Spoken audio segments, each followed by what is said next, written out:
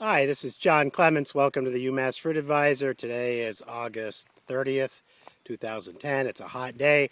I'm here at the UMass Cold Spring Orchard, a hot sunny day. Dry though, kind of unusual weather. But anyways, I want to show you what happened to a support system that failed here. These were super-spindle trees planted in 2002, and I want to show you what happened. Okay, as you can see, here's 90 trees that fell over. About a week ago, we had some rather strong gusty winds from the northeast. And this whole section of this row, 90 trees planted 2 feet apart on dwarf rootstocks, M9, fell over.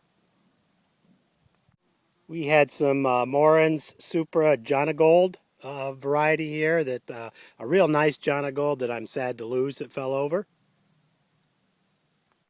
Also, excuse me, some Brookfield Gala.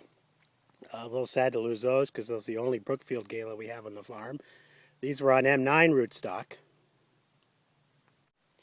And also some Buckeye Gala on Geneva 16 rootstock. These were fairly good sized trees. These were at least 10 to 12 feet tall. And then there's some standing still, those are Buckeye Gala on M9s. That section of row did not come down, and you can kind of see what the rest of the block looks like. These are super spindle trees again, planted 2 feet apart. These happen to be cameo here.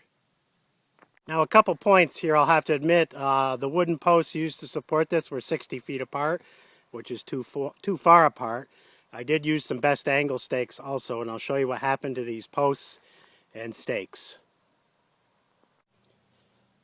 What happened to the posts is they simply snapped off at ground level. Every one of them, there was a total of 1, 2, 3, 4, 5 posts that snapped right off at ground level, including the end posts.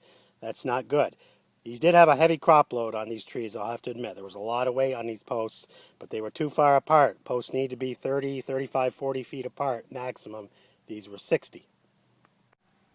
And here's what happened to the best angle stake. As you can see, it just bent right over.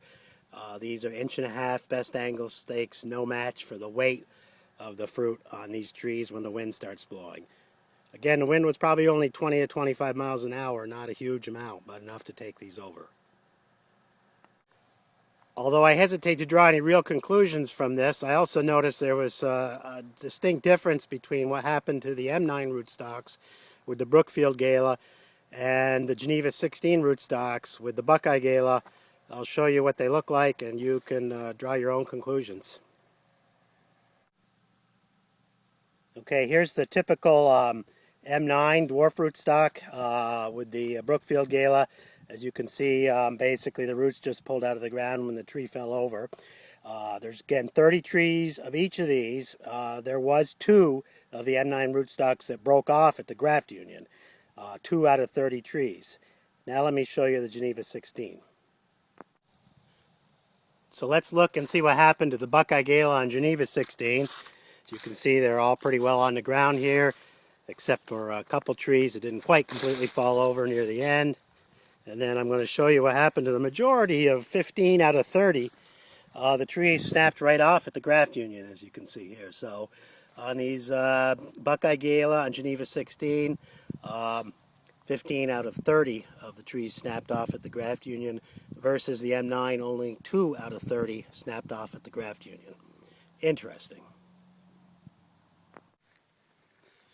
To be clear, again, this isn't replicated or randomized or anything on that rootstock breakage, but there has been some problems with Geneva 30, for example, breaking off at the graft union, particularly on varieties like Gala. So the point is, if you use these Geneva rootstocks, and any rootstocks for that matter, any of these dwarf rootstocks, building the proper support system is critical to both keep the tree upright, keep it from twisting in the wind. I can't overemphasize that, and there's plenty of details out there on how to build a good support system. We've seen plenty of support system failures over the years, and this is the first one I've experienced directly.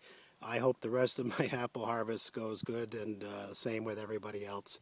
John Clements for the UMass Fruit Advisor. Have a good day.